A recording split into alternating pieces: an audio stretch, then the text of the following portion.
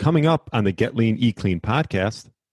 Whether or not vitamin D is the actual method or medium that is healthy about the sun is what I'm doubting.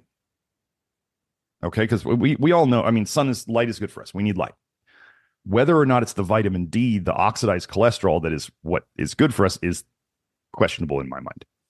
So what vitamin D does in the system is it greatly increases the calcium in the tissues, not the blood necessarily, but in the tissues, and it greatly decreases the potassium. I can show research on both of these things. When we have a hair test and people are taking vitamin D, their hair calcium goes way up and their hair potassium goes way down.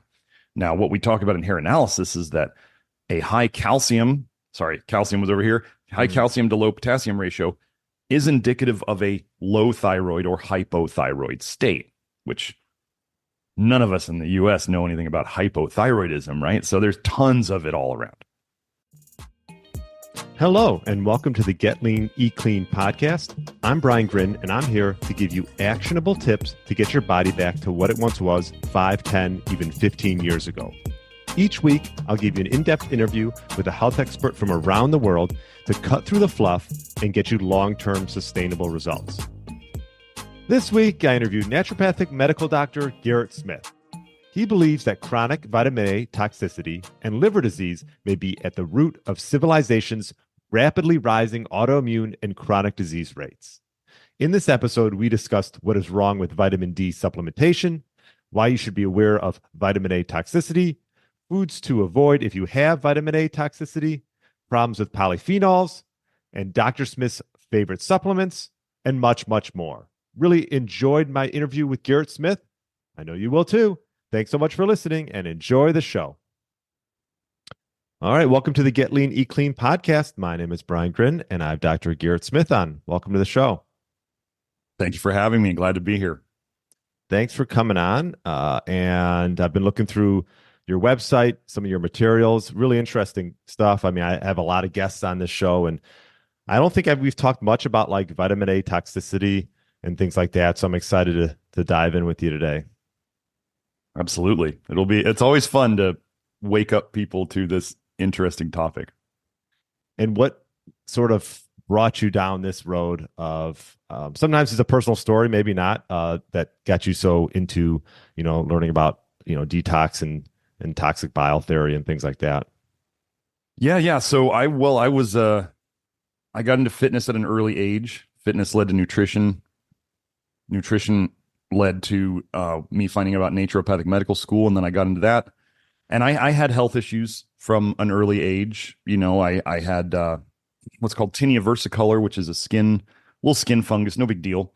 But then over the years, I ended up getting psoriasis. My father passed away from prostate cancer in his late 60s, and I was developing prostate issues in my mid 20s. And I also had some really bad problems with insomnia and some other stuff like that. And I got so I've always been trying to fix myself. That I always kind of decided like I was doing these things like fitness and health for myself. A lot of people don't admit that, but I mean, I was doing it for myself. It's kind of like why a lot of people get into psychology is to try to fix their brain, right? So I was getting into this because I wanted to fix myself. And then I just figured I was actually good I was a personal trainer. And then I went into medicine, and I was good at sharing what I learned with other people. And so as I went down this road, I found out about, there's the long story of where I was in practice, and then I started learning hair analysis, and then I started figuring out from that vitamin D supplements were bad, and I had to get all my clients off of that. And then I go along, and then I find out, I read Grant Genereu's work. If people want to go read the free ebooks he has there, it's G Genereux. So it's GGENEREUX.blog. He has a whole website there. He's got 3 free ebooks. That's where I started reading that. I read half of his first book. I sat back in my chair and I went, everything I do has to change, because I was giving people vitamin A. I was having them eat liver pills. I was having them eat sweet potatoes and spinach and all this stuff. And I had noticed that I was getting people better with what I was doing, but there was stuff that was creeping up on them in the long term. So that was kind of the wake up to vitamin A toxicity. And then over time, I learned about Anthony Mawson, and he wrote about basically the beginnings of toxic bile theory, cholestasis, the toxins that we store in our liver, which we try to get rid of in the bile. But if that bile leaks into the blood, then we're basically self-poisoning ourselves with the most toxic stuff in our body. And this is what I believe is the root of all chronic disease. And I kind of show that each week in the live streams. So that's kind of how it all came about. It was a selfish interest of mine to fix my own health, with the added benefit of I was good at sharing it with people and making it make sense to people. So yeah. When did you start to realize this and start to sort of change your thinking around health? Well, the biggest shift in terms of the biggest shift was the vitamin A toxicity when I learned about that. So that was 6 years ago. So I've been working on this stuff now for 6 years on myself. Well, it's almost 6 years. September will be 6 years. But Grant's been doing it for 10 years about now. And I've always been kind of a contrarian. I was kind of a, in the naturopathic field, I would definitely be, I'm kind of a black sheep for everywhere because I question everything. I don't just like, one guy was mentioning to me, he's like, I heard blueberries are good for detox. And I said, show me any evidence of that anywhere at all. Show other than people on the internet saying it's good for detox. And he was kind of like, and I went, okay, so we just want to find at least something evidence. We want to find either proof in people, like anecdotes, case studies, or we need to find something in the literature that actually says it to be true. So I kind of do that, but I will call BS on everything. Like I said, I was giving people vitamin D. So I was into the vitamin D supplement thing back in 2013, like way before everybody was thinking about it. I was doing finger prick tests in my office. I was putting everybody on it. And then finally I realized it was not good for people. So one of the things I guess that's different about me is I will change course. I will say, oh, I made a mistake. I'm going to tell everyone that I'm not doing that anymore. I made a mistake and we need to fix this now. A lot of people, to save face, won't do that. So that's just it. 6 years it's been going, and toxic bile theory came along in those 6 years. And now we got a whole little army of people out there, especially on Twitter, who are getting better from all sorts of things that they never thought they would. And since we're here talking about, the get lean, eat clean kind of stuff, we have guys in there, me and Weldon's, I think the same age as I am, 48, and other guys, one guy posted about running under a 7-minute mile the other day. Weldon's 48. His testosterone was either 900 or 1,000. Mine was 900. And none of us are on TRT. And we're like, people will say after seeing my podcast from 5-6 years ago, or my videos on YouTube, they'll say I'm aging backwards. And so we're just seeing these really cool things that are happening, which don't normally happen. And yeah, I'm in the best shape of my life at 48, and it boggles my mind sometimes. It's really kind of cool. So, but it takes time. This is, as we say, it's a marathon, not a sprint. If people want to get into this, it's not a weekend detox. It's not a week-long cleanse. This is like a lifestyle that to really start to know. I mean, can you benefit from it right away? Sure. But also I call it's a marathon, not a sprint. We're talking about years of work here to really get all the big things that you want to get gone, typically. So, yeah. Let's go back on the vitamin D train here. You mentioned it. And like, I live in the Midwest, and typically, you go get, I just got a full blood panel. Well, not just, but it's been like 4 months. And, vitamin D was, not bad, but maybe slightly low. Like what's the issue with supplementing with a quality vitamin D? Maybe that's an olive oil or whatever, that you're seeing, or that sort of. Well, I don't really care about what it comes in, because those are kind of like minor things that people will try to sell us on, like the quality of all the other stuff around it. It is, what vitamin D is at its very root is it's an oxidized form of cholesterol. That's what it is. Like when you learn about it, it's a cholesterol that goes up to the skin. The sun oxidizes it, which in many ways we think of oxidizing things as damaging them. like when we think of oxidized paint or oxidized signs on the street, and oxidized iron is rust, stuff like this. So when first, I question all of the science about vitamin D. What I believe is that humans need light to be healthy. That's why we're hairless. We're supposed to get light on our skin. Now, just because we can live in places that don't have a lot of sun doesn't necessarily mean that's good for us, or that's what we're designed for. So like, just because you can doesn't mean you should. So then we get into the reality is, if you go and you look up D-con, so D-con is a rat poison, mouse and rat poison, and Terra D3, TERAD3. Those are both rodenticides. So they use those to kill mice and rats. It also will kill cats and dogs if they get into them, and could potentially kill people. Vitamin D supplements have killed people. Milk that has been fortified incorrectly with too much vitamin D has killed people. We have the very fact that vitamin D was studied as a potential genocidal agent in South Africa during the apartheid days. So they were looking into using enough vitamin D to kill people that they didn't want around anymore. There's a lot. Oh, there was a history of, I think it was back in the 40s or 50s, with fortification of things like dairy, where infants and young children, infants were dying from the fortification that they put in there, and they tried to blame it on a genetic problem. But they're still fortifying. They brought the fortification back, and now they're not saying anything about this genetic thing, and nobody's testing for it. So they're just giving everybody this vitamin D. So what vitamin D does in the system? So what I'm saying is, we need light.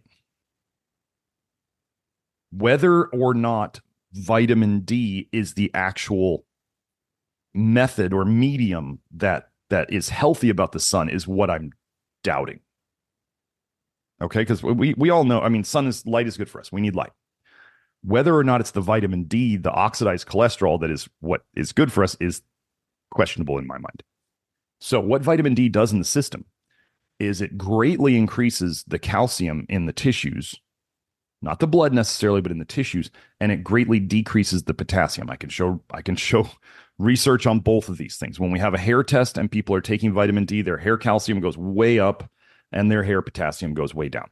Now, what we talk about in hair analysis is that a high calcium was over here, high calcium to low potassium ratio is indicative of a low thyroid or hypothyroid state, which none of us in the US know anything about hypothyroidism, right? So there's tons of it all around. So high calcium, low potassium is low energy, brain fog, all this stuff. And we've got people taking this. And high calcium is around in like heart attacks and strokes and and diabetes. We'll find all these things connected to all the major diseases of today. So a very interesting thing is that one of the things that sun does, that light does, UV light. So people will say it makes vitamin D, but it also detoxes or breaks down vitamin A in the skin. So could that, and people will say, well, vitamin D and vitamin A are antagonistic.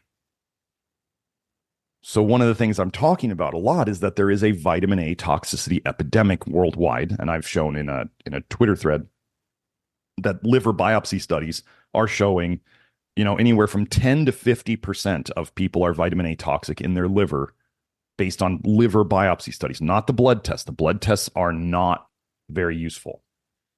So we have this epidemic that they can't test for because it only shows up really in the liver. People could have low vitamin A in their blood and be loaded on it in the liver. I've got case studies of it. It's out there.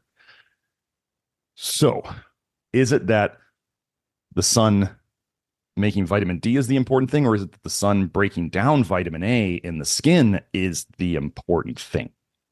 And then they say they're antagonistic. So it makes sense as you get more vitamin D, actually sun, your vitamin A would go down. Don't try to do this with supplements. I had a guy, he came to me, he was like, I'm vitamin A toxic. I heard that vitamin D was an antagonist to vitamin A. I said, oh no, don't do that. Don't go take vitamin D trying to fix your vitamin A toxicity. You're just going to get toxic in both.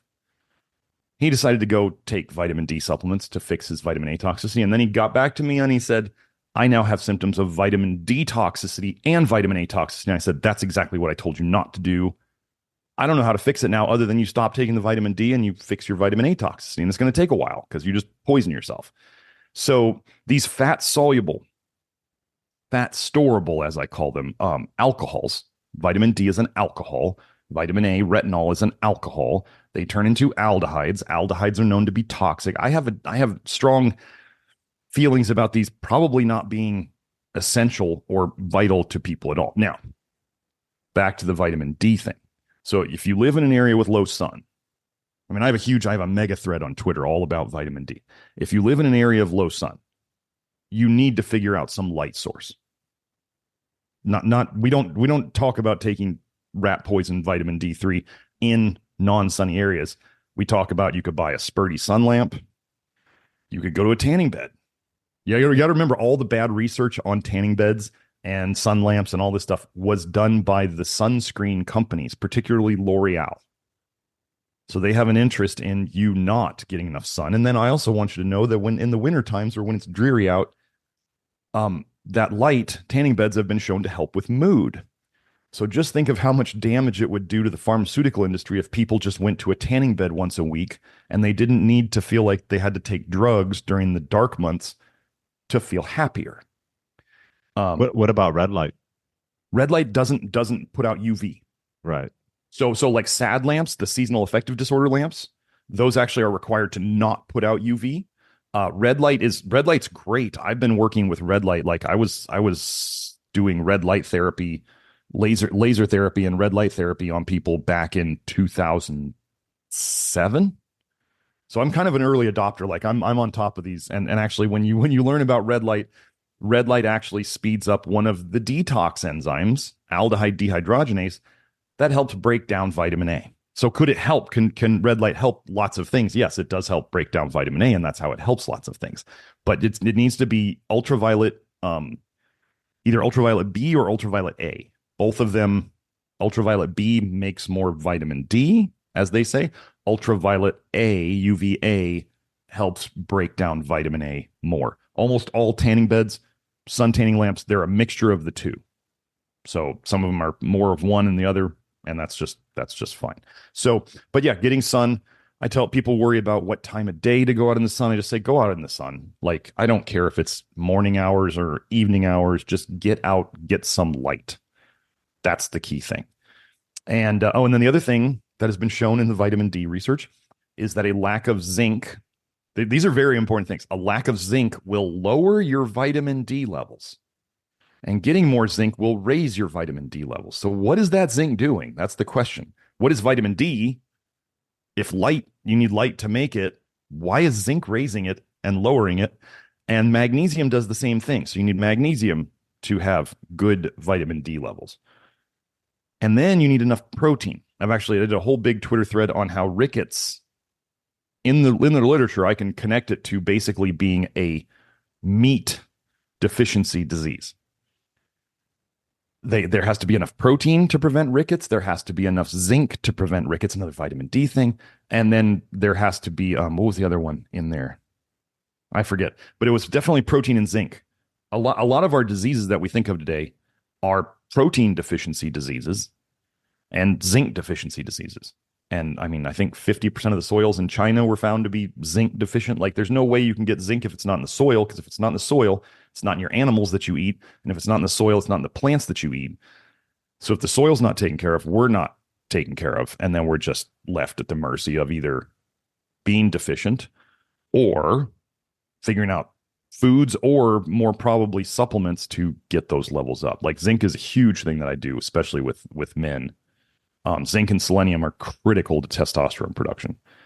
So those are big things that I work on a lot, that they're not in the soil anymore. Have you studied any of like Dr. Ray Peat's? Some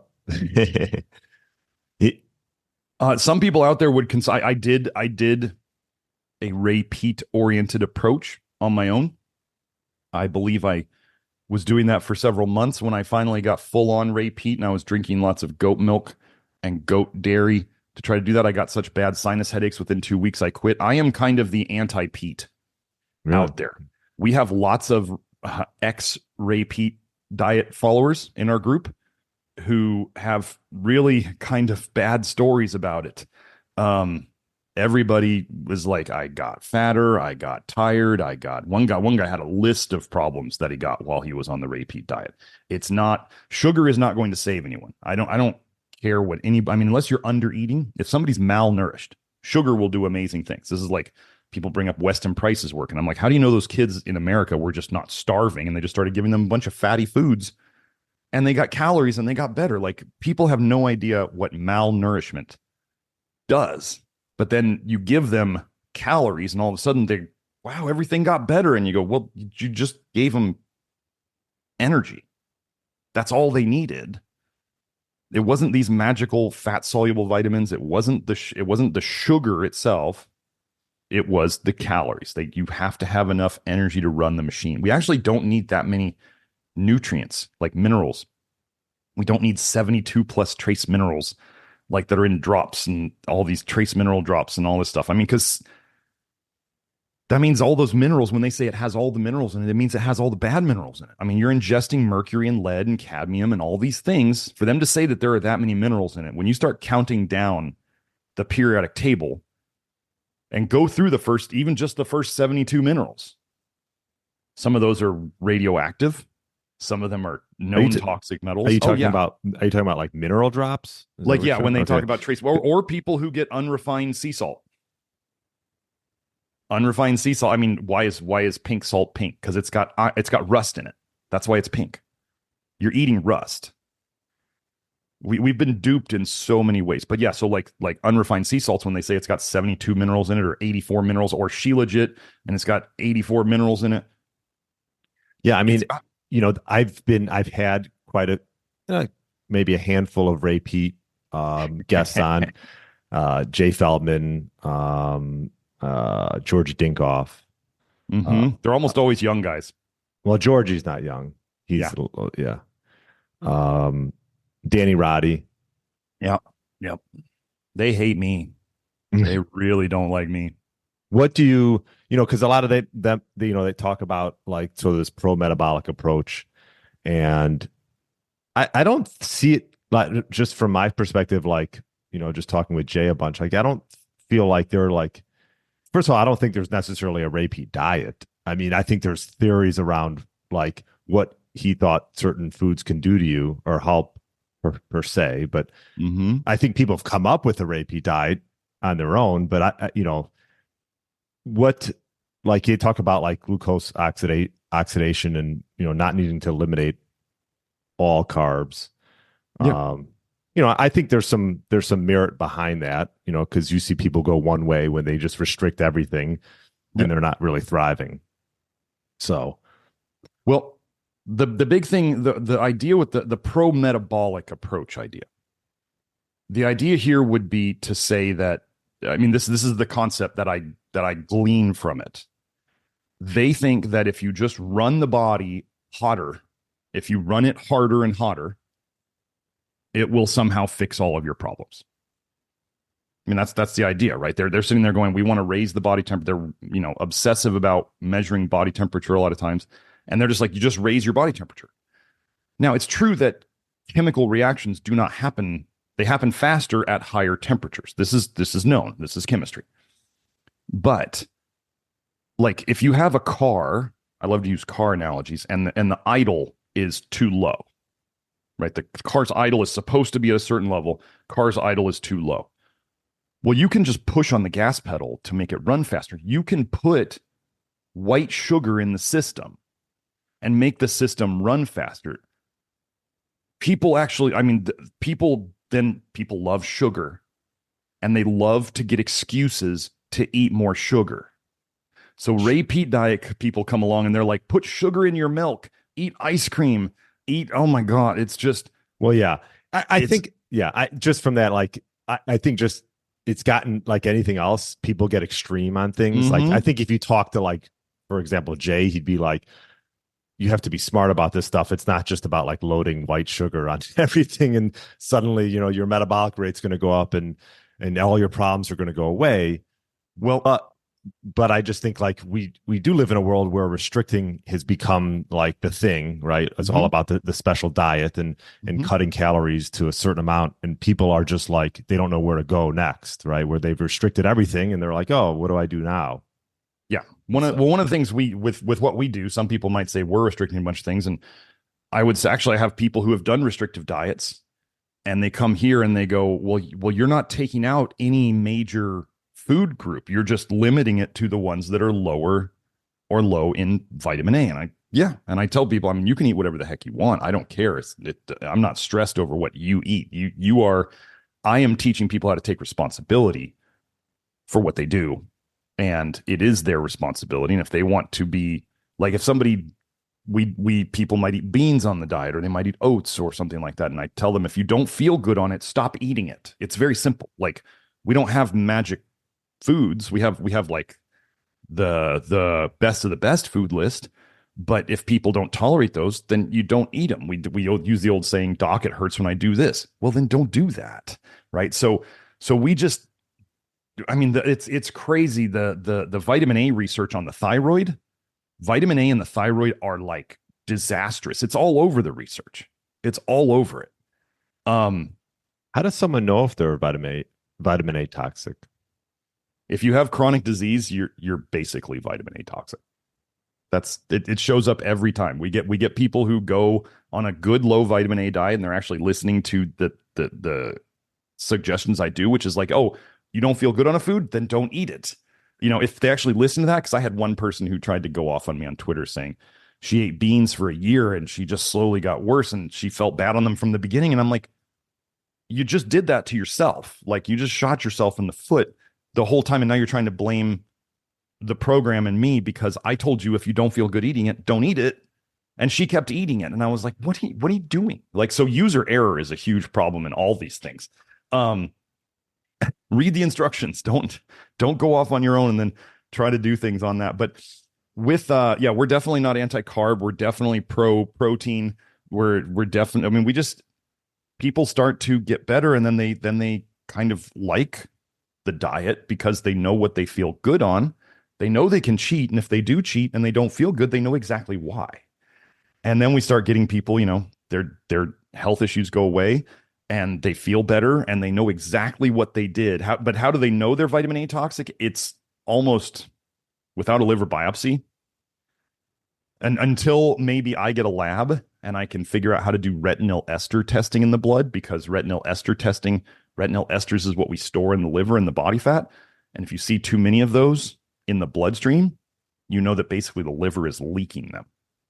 So retinol esters is retinol bound to fat. That's how our body stores vitamin A. So if you see too many of those storage forms leaking out into the system, that's how we could tell. But nobody does that test. It's only in research. So like figuring out vitamin A toxicity, we have serum retinol tests, but that's, like I just told you earlier, you can be low in that. There was a guy who tested low in serum retinol. His doctors, looking at what he was doing, vitamin A supplements and probably a bunch of vitamin A foods. They never mentioned his diet in the case study, but he was probably eating a ton of vitamin A foods. He was definitely taking supplements. They said, we think you're vitamin A toxic. And they did a liver biopsy on him. So he was super high in the liver and super low. He was actually vitamin A deficient in his blood. And then I forget how many weeks it was, 8 weeks, 12 weeks later, they found that his serum vitamin A, his blood vitamin A, had gone in the blood levels, toxic levels. So he went from deficient to toxic levels while he was on a low vitamin A diet, and his liver vitamin A went down quite a bit. So this is the problem. Like, people say, how can I tell? And I go, you can't. It's not, they've made it, the research, you can't find it unless you can look at LDL, you can look at liver enzymes, you know, you can look at serum retinol, you could look at beta carotene, you can look at retinol binding protein. We could look at as many things as we wanted. But then sometimes, here's the weird thing. If you don't have enough zinc, you don't get vitamin A out of your liver because you can't make retinol binding protein, which is what protects you. The body will not release vitamin A out of the liver into the bile if you don't have enough zinc and if you don't have enough protein. How do we know this? Because in research, they would give these malnourished kids in third world countries they'd say, oh, you have low vitamin A in your blood. And then some certain studies, they'd give them zinc and they'd see the vitamin A in their blood go up. Or they'd give them more protein and they see the vitamin A in their blood go up. This is just like the vitamin D thing. They give them zinc or magnesium or protein and their vitamin D goes up. So these things, this is what I fix in people. And then we see these levels come up to where we want them. And then, but we didn't give those things. So it's actually a detox process happening. But yeah, the Ray Peat thing, like I always kind of joke about, he didn't have a clinic. He never had a clinic. He never saw a patient. There was no skin in the game. He had a normal job and he just posted stuff on the internet. And then it also kind of gives people an excuse to say, well, that's not the Ray Peat diet. It sounds a lot like communism when they say, oh, they didn't do it right. So then the Ray Peaters can always say, oh, well, they didn't do the Ray Peat diet right because this is the right way and this is the right way and you didn't do it the right way. And so it gives everybody an excuse. But the principles of it seem to be fairly straightforward. And I have lots of people who tried to do it and it didn't work. And they're very big on vitamin A. They do the carrot salads and other stuff like that. And I just, the main guy who got me into Ray Peat approach was Matt Stone of 180 Degree Health. I actually wrote a book with him and I did that stuff and he quit the Ray Peat stuff. And he went on vitamin A and he now knows that his asthma is completely related to vitamin A. If he eats vitamin A, if he eats dairy, his asthma comes back for 3 days and it takes 3 days of avoiding it to get the asthma to go away. When you say he got on vitamin A, your supplements, or you're talking about like he was eating foods that were high in vitamin A? And what foods would you say are the ones that people should avoid? So the biggest no list, I mean, obviously anything vitamin A supplement would be a disaster. So that includes, retinol palmitate supplements. That includes cosmetics with retinol in them, Retin-A, Accutane, any supplement that's carotenoids, beta carotene, anything that says provitamin A, astaxanthin, lutein, zeaxanthin, like any of the supplements. Cod liver oil. Don't let me forget cod liver oil. Disaster. Fish oil contains quite a bit of vitamin A. Seed oils. Why do you think they're yellow? They have quite a bit of vitamin A. Well, they're very anti-seed oil. A lot of it. Yeah. Very anti. So then we get into, okay, the animal foods that are the highest in vitamin A, we get into dairy. Dairy has vitamin A in the fat and the proteins and the casein and the whey. It binds vitamin A in there. So it's not just the fat. Egg yolks. I'm sorry. Are you anti? Okay, egg yolks as well. So you're anti-dairy pretty much. Generally, yes. I have a lot of people who want to get better. Some people come to me and they're like, well, I'm doing raw dairy. Is that fine? I say, well, it's a significant source of vitamin A and vitamin D and 4 times as much calcium as is in human breast milk. It's a calcium, vitamin A, vitamin D disaster. And I say, if you want to get better, if you are vitamin A toxic, if you've determined this and you believe what I'm saying, you're probably going to have to get rid of the milk and the dairy and whatever, because it's a simple math equation. We get rid of a certain amount of vitamin A day. You must take in less than the amount you excrete over time so that you can deplete your levels and improve your health. It's just like a bank account, right? You want to drain a bank account, you got to take in less than you put out. So if someone, just a quick question, Garrett. So if someone comes to you, they think they don't know they're vitamin A toxic. Mm-hmm. You will first start with and you said there's no way to test. Not really, no. Okay. So they read my stuff and usually they start seeing, oh, I got skin issues. Oh, I got, anxiety and insomnia, and I got these other issues, or they see testimonials and they go, oh, well, I'm going to try it out. Some people who want the test, they're like, they want it to be spelled out. I say, you don't get that. Come back when you're ready. Because there's just no way. I don't have a lab. And there's no way in the literature to tell how much is stored in your liver and your body fat. Like if somebody ever turned themselves yellow or orange from carrot juice or red palm oil or whatever, they're guaranteed vitamin A toxic, even if their skin has gone back to the normal color, because your body will break down the carotenoids in your skin into retinaldehydes. One beta carotene turns into 2 retinaldehydes, the aldehyde form of vitamin A. and it will turn those back into retinol esters and send them to your liver and store them there. So if anybody's ever been orange, you're guaranteed vitamin A toxic. Usually people can look at their diet after I go over the foods and they go, oh crap, I've been eating a ton of these foods and I was wondering why my health wasn't getting better. And then they put it together and they go, oh, I'm probably vitamin A toxic. And then they find me or some of the other people out on the internet pushing, this paradigm shifting information. And then they just do it.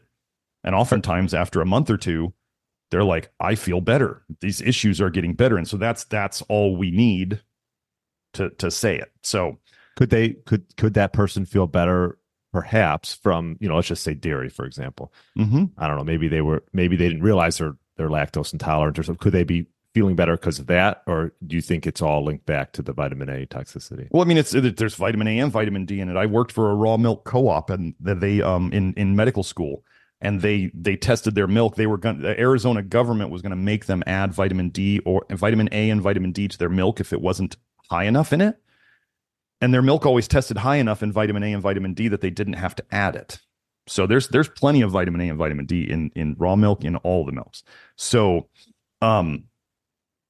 yeah, it's just and okay. So dairy, egg yolks, liver, other organ meats. We do not do any organ meats. Well, okay.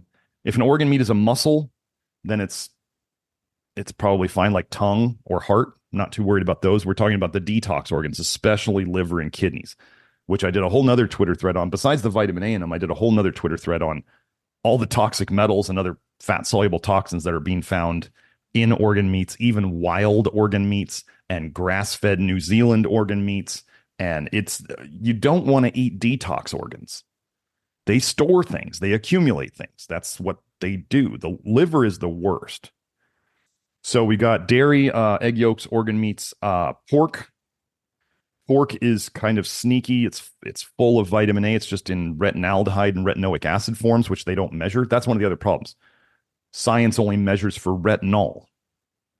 They don't measure for retinaldehyde and retinoic acids, which are the oxidized detox forms that it moves through.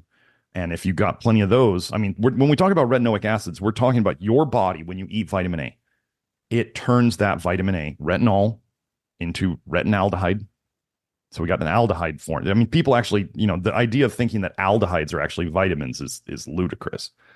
But then we have retinaldehyde, and then it turns into retinoic acids. I just did a whole episode on my live stream last week on this. Retinoic acids, it means that when you eat vitamin A, whether it's from any source, supplement, or I showed this in the live stream, supplement or food, it turns into Accutane in your system, the same compound, the exact same compound, and retin-A, tretinoin and isotretinoin.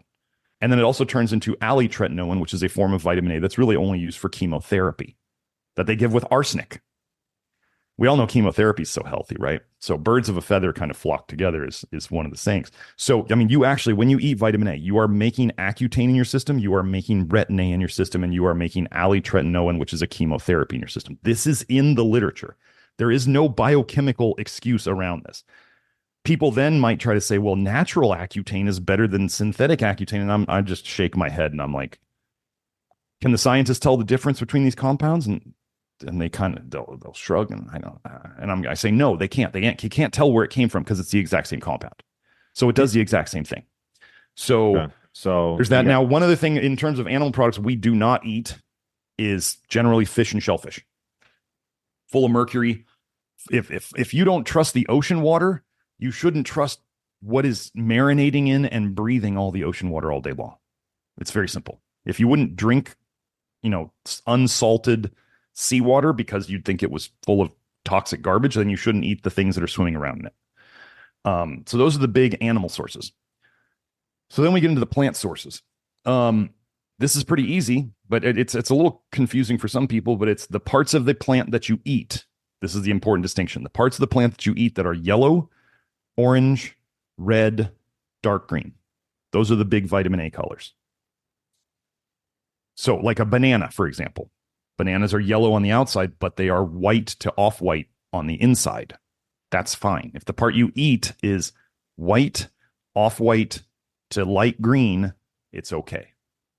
So that's the simple thing that people can use when they are out and about or grocery shopping. So you're saying red. What were the colors again? Yellow, orange, red, dark green. Is that for fruits and vegetables? Yep, all of it. We don't worry about too much about, like, people will say, well, what about beans? There might be like red beans or black beans or whatever, and it's only in the outer hull. What about orange juice? Oh, I would never touch it. No, full of vitamin A, full of it, full of sugar. I mean, I don't know, but no, our people just don't do juices in general. Yeah, we're past the juice now. We actually want the soluble fiber. Soluble fiber helps soak up vitamin A. It helps soak up bile in your intestines, and it helps then for you to poop it out. So, but that's the vitamin A list. That's kind of the big things. I mean, we do other things. We restrict other things for other reasons, like as we might say, cashews. As Grant pointed out, cashews contain urushiol, which is actually structurally amazingly similar to retinoic acid.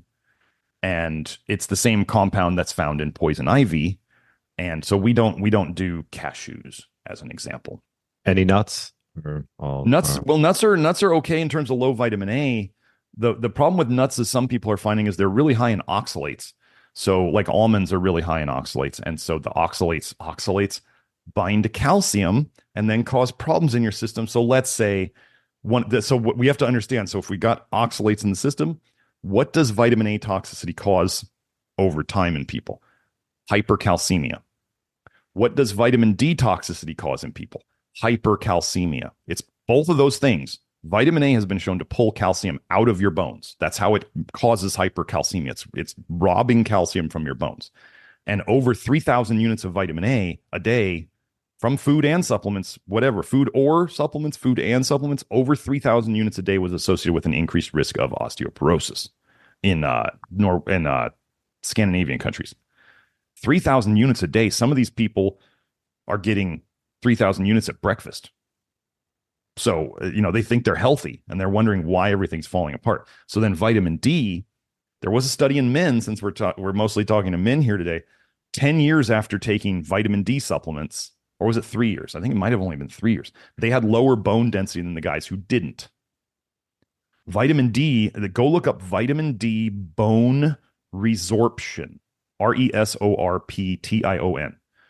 Vitamin D, it will pull calcium out of your bones just like vitamin A does. We got everybody trying to take vitamin D for their bones. And yet osteoporosis keeps getting worse and worse. I know why it's happening. We don't take rat poison. I think the human body is actually amazing at recycling calcium. I mean, think about it. If you pull a calcium molecule out of your bones, it's just a calcium molecule. Why can't your body just put it back into a new bone cell? Like, why not? It's not like it's old. And it's not like minerals like age or get stale. So if the body can just recycle it, you chop out the osteoblast, takes out the old bone cell, chops it all up into its pieces to get rid of it. Why can't it just grab onto the calcium if it wants it again? Why would it not? How do cows build giant bones eating grass? And you don't see cows drinking milk for their bones, except when they're young with calves, right? So I always wonder, like, where these people think humans have these gigantic calcium needs when all of our diseases, all of the chronic diseases, if you look at them, radiology, stuff like that, there's always calcium deposits. How do they find these diseases in people most times? X-rays or CAT scans, what are they really good at seeing? Calcium deposits. That's what they're seeing. So I'm talking about, we're not going to put in tons of vitamin A. We're not going to put in tons of vitamin D. We're not going to put in tons of calcium. And then we're not feeding these diseases that are related to calcification. That's what I fix. I tend to think I fix a lot of calcification in people all day long. And what's your typical, I'm just curious, we talk a lot about routines. Like, what's your typical routine as far as, eating? I mean, I know we've cut out a decent amount. I mean, like, what type of fruits do you like to eat? And the fruit list is short. It's apples and bananas, green grapes and pears. What about blueberries? Nope. Polyphenols, that's a whole nother topic, but polyphenols, like blueberries, are really high in polyphenols, actually slow down ALDH quite a bit and deplete B1. So we don't tend to, we if we wanted to expand the whole list of fruits and vegetables to the things we generally avoid, like I'm not worried if somebody has blueberries on occasion, I'm not worried about that. If people are eating cups of blueberries daily, we got an issue. But polyphenols, they're another phenol. Let's just look at the word phenol, known toxin. It was used as biological chemical warfare in World War I. Yeah. Phenol is toxic. So then we have polyphenols made by plants. Plants defend themselves with biochemical warfare. That's what they do. So what is, people say, well, why is vitamin A in all these foods? Because it's biochemical warfare. What is capsaicin in spicy peppers? Biochemical warfare. Like, what are polyphenols? Biochemical warfare. That's there as a pesticide. So the generally the darker colored, stronger colored, brighter colored plant foods are, the more toxic they are. And it's a very simple heuristic. You know, we look for white or off-white or light green, and that's what we do. So, but if the polyphenols are less of a problem than vitamin A is, as an example. So we can stratify these things. Sure. Yeah, because I was going to say, I mean, you could probably find something wrong with anything if you really want to. Yes, well, right? Living is killing us. I mean, breathing air is killing us. Sure. So we are trying to look at the most toxic things, the things I'm most concerned about. Like everybody knows about, microplastics are bad and forever chemicals are bad, and don't put polyester on your junk. That's bad. And like people know the big things. But where I'm getting into it and where I'm getting all these results from is telling people the things that they might be eating that they think are good for them, and they're trying to eat more of them, are poisoning them. And this is why they're so confused as to why they do the right things, what they think are the right things, and they're getting sicker. This is what I'm doing. And then especially as we all age, we've been around this earth longer. So as we get more toxic, our detox slows down. This is all over the research, and it makes sense, right? As your car gets dirty, it doesn't run as well. So as we get more toxic, our detox systems slow down. Then if we're getting sick and we start trying to be healthy and we do an excess of the wrong things, we make ourselves more toxic, the detox slows down, and it's just this really bad cycle that then people wonder, how do I get out of it? And they're going from diet to diet and fad to fad, and they just can't figure out why. They'll feel better for a month or 2 or 3 maybe, and then everything just comes rushing back and they don't know what to do, and then they're stuck. And we just start going, well, because you're just addressing the wrong things and you're getting kind of a honeymoon phase with a lot of these things, whereas we're looking long term. And when we have people who have been doing this, for 10 years, 6 years, 4 years, it's not a flash in the pan. And we have 2 people now. We have Grant got rid of chronic kidney disease. His nephrologist said he was the first person he's ever seen escape chronic kidney disease completely on his labs. Like he was heading for dialysis, and he totally fixed it. We have a person in the program who has fixed cirrhosis, liver cirrhosis, completely based on ultrasounds. We have 2 people now who claim that they had diagnosed celiac, and now that's gone. We're seeing people fix things that everybody says cannot be fixed. It's genetic or what, or you're just, the woman's hepatologist was like, she said, can we fix this? And he's like, no, you're screwed. It's basically just a slow downhill until you die. And we've reversed it. So we're doing things that nobody thinks can happen. And people out there, want to dispute us and all this stuff. And I mean, the woman who did the cirrhosis thing, she was doing what we call the cowboy diet for a long time, which is what the cowboys mostly ate. And we think of cowboys as being tough and work capacity and all that stuff. They ate beef and beans. That was the vast majority of their diet, beef and beans, which is a low vitamin A diet. So we're starting to go back in history. And I had a Russian guy say that what the Love Your Liver program is espousing is very close to what a traditional Russian diet is in this guy's statements. So we start seeing that, like, eat a rainbow. The idea of eat a rainbow started in this country in 2005. It came about on Sesame Street. It's not like some long-term nutritional wisdom. It's top nutrition to get us to eat antioxidants. And the antioxidant theory of health has been thoroughly disproven. And when you start to understand detox, detox is an oxidative process. It's breaking things down. Oxidation is generally breaking things down. The main detox processes in the body are oxidative. Antioxidants do the exact opposite to this process. They slow it down. They stop it. So we don't want to do that. Are there certain supplements that you stand by that you use a lot? I mean, we use some of the things that we use. One is flush niacin. Flush niacin is the gasoline, not niacinamide. That's another place where Peat messed up. Niacinamide is trash. Niacinamide is garbage. It causes problems. Flush niacin gives you the gas, the NAD that 400 different enzymes in the body need to run. It's the gasoline for your detox. So flush niacin is one thing we use a lot of. Zinc, selenium, molybdenum. Most people have never even heard of molybdenum, much less know how to get it or how much. Magnesium. We use a lot of topical magnesium. I consider topical magnesium to be 10 times as effective as pills. Pills are mainly to help you poop. Pills of magnesium can help you poop. They do not raise your levels effectively for like 95% of people. And I've seen it over and over on hair tests. There's potassium. Potassium is huge, huge. People do not get enough potassium at all.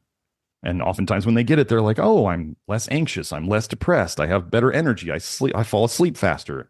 And it's vitamin A blocks potassium channels. Copper toxicity depletes potassium. And then, as I mentioned earlier, vitamin D supplements deplete potassium.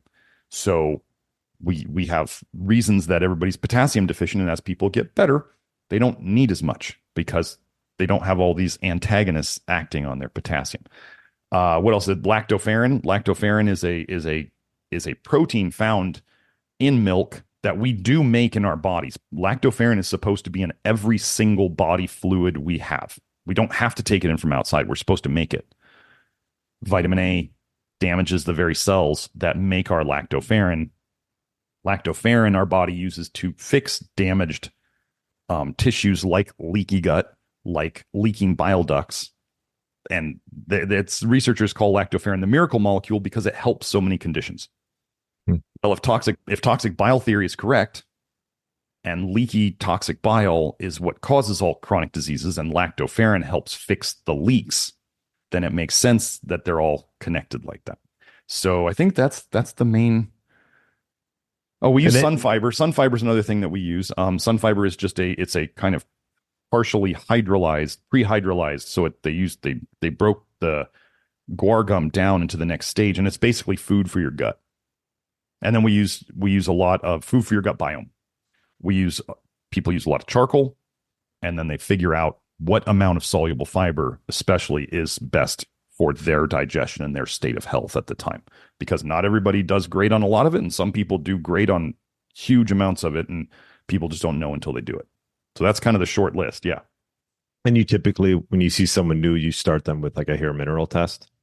If they're working with me, I mean, if the Love Your Liver program is just a do-it-yourself program, we got like over 2,000 people who are active members there, and you can, it's a forum. It's like you can ask questions in there, you can get help, but that's a do-it-yourself program. That's where the whole Love Your Liver program is like basically my life's work.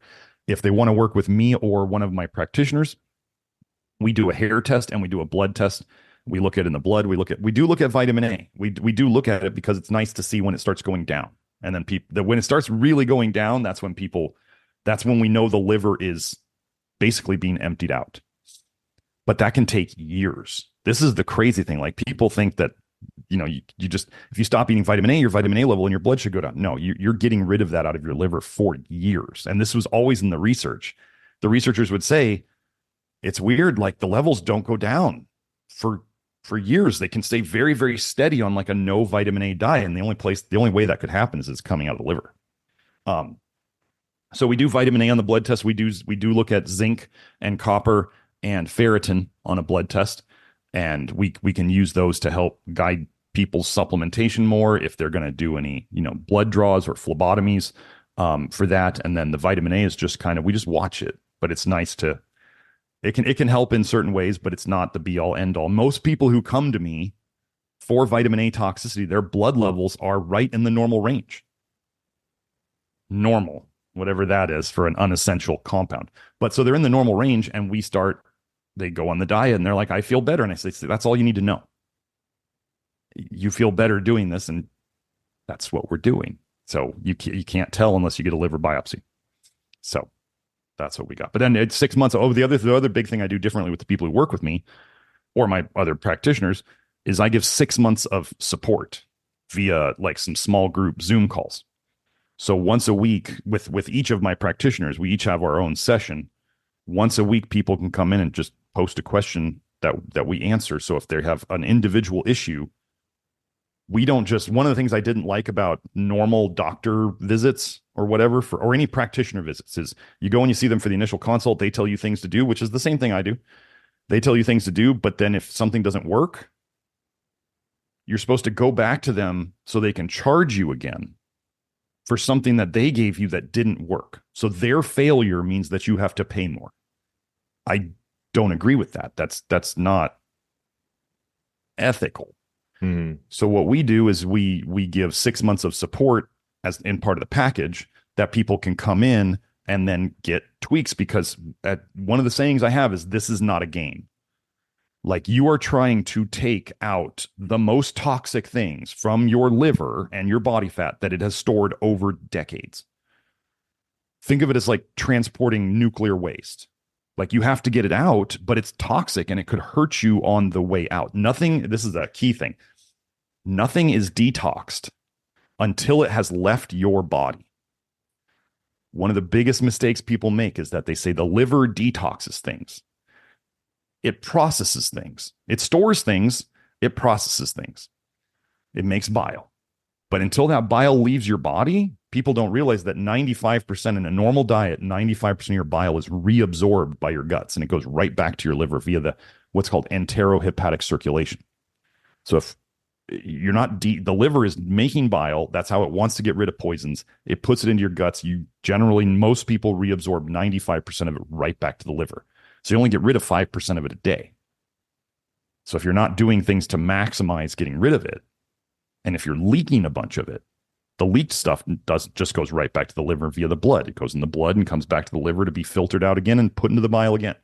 So this is why we have to do things. We want to do things to facilitate the actual removal of this toxic bile from the system. And the biggest things we do to do that is soluble fiber and charcoal.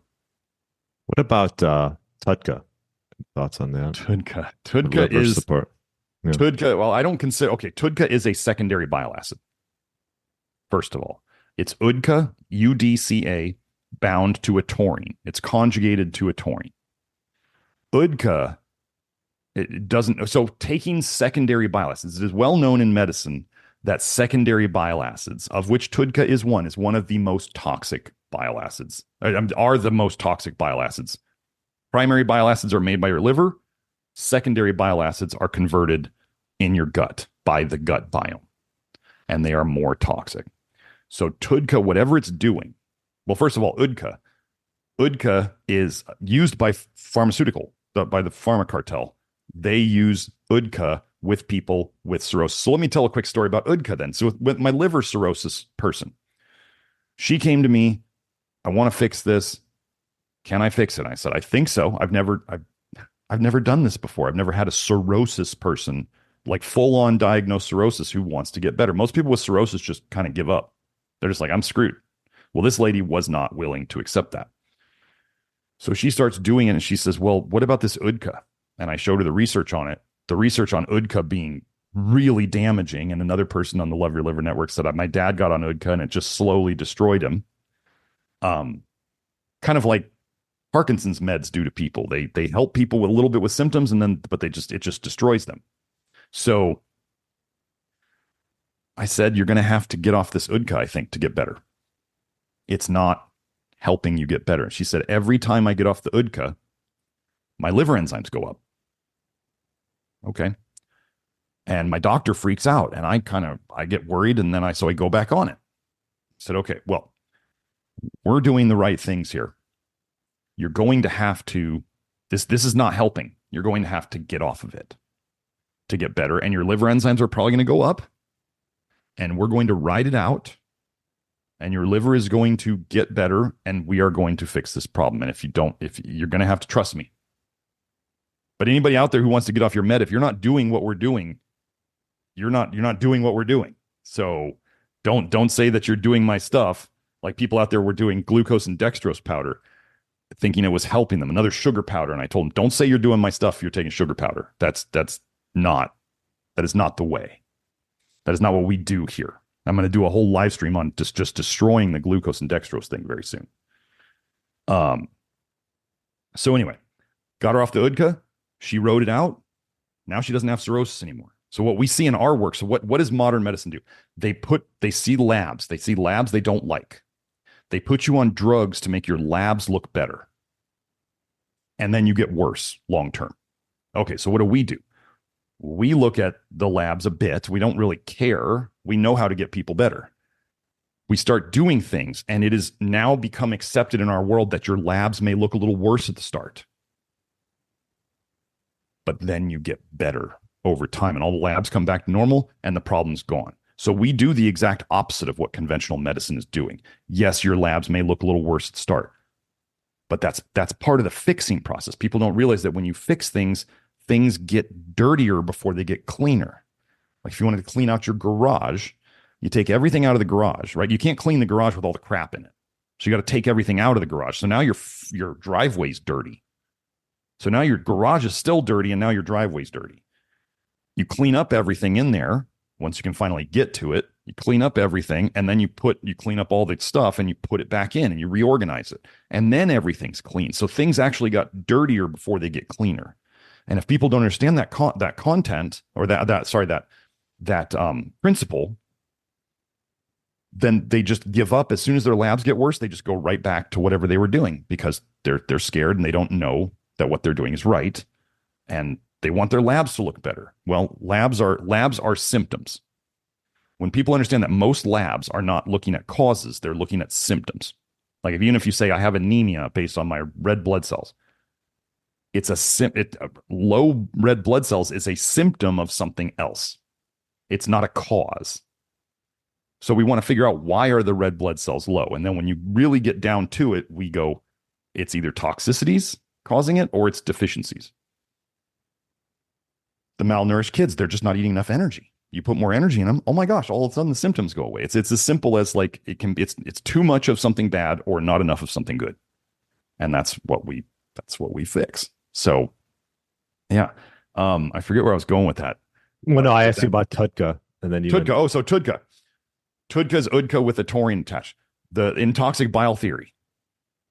The biggest things that will cause people's health problems is either the recipe of the bile itself, so what the bile is made of, including the different bile acids and the various other toxins in it, toxic metals, fat-soluble toxins, all these toxic things in the bile. So the recipe of the bile is very much which symptoms will show up. Then there's the amount of bile that leaks into the blood. So you got the recipe that causes certain symptoms, and then you got the amount. Obviously, as the amount goes up, dose dependence, you increase the amount of bile in the blood of that recipe, you're going to have bigger symptoms. Okay. What TUDCA is doing is it's just changing the recipe of the bile. So if you give TUDCA in a certain situation and changing the ratios of these various bile acids can shift the condition, then you could see improvement. But TUDCA is not fixing the actual recipe. It's just covering it up. It's just changing the recipe. And so we don't use it, and we get people better. So we don't use, if somebody had taking in more bile in a chronic disease where the problem is there's too much bile leaking into the system, is not going to fix the toxic leaky bile problem. Now, could some people get symptom relief from it? Sure. I'm not denying that. What does medicine do? What does conventional medicine do? They give people poisons that cause them to feel certain ways. That using poisons is what conventional medicine does. They give you a poison, it causes your body to do something, and you may have improvements in your symptoms. So if people are giving bile acids and they're like, well, it helps a symptom. Okay, this happens all the time. We don't do that. We do something different. So, well, nobody has a TUDCA deficiency. I'll put it that way. Okay. Well, Garrett, maybe we're running out of time here, but maybe we'll do a round 2 down the road. Sure. Let me know. Yeah. And where's the best place for people to find you? Okay. So my main website is nutritiondetective.com. That's where you can find stuff on the supplements and the packages, the consultation stuff, and all that. My do-it-yourself program, the Love Your Liver program, that can be found at members.nutritiondetective.com. For those who are on Twitter, you can find me, if you search for Nutrition Detective, you'll find me, but also my handle on there is Nutri, N-U-T-R-I, Detect, D-E-T-E-C-T, because I can't put the whole words there. But Twitter is where I'm the most active. We are on Facebook, and if you look for Nutrition Detective on all the social media, you'll find us, but I'm most active on Twitter. I do a live stream every week on YouTube. Again, it's Nutrition Detective. Tuesday mornings, I do a live stream where I go through the research. I'm showing research constantly the whole time so that people understand that there is a basis to all of this. And that's how you can find me. All right, Garrett. Well, nutritiondetective.com. And then if you're on there, there is a place to find the membership information for the Love Your Liver. That's also on the main website too. Yes, absolutely. Yeah. All right. Well, I appreciate you coming on, and thanks so much. Have a great rest of the day. Thanks for having me. Thanks for listening to the Get Lean, Eat Clean podcast. I understand there are millions of other podcasts out there, and you've chosen to listen to mine, and I appreciate that. Check out the show notes at briangrin.com for everything that was mentioned in this episode. Feel free to subscribe to the podcast and share it with a friend or family member that's looking to get their body back to what it once was. Thanks again, and have a great day.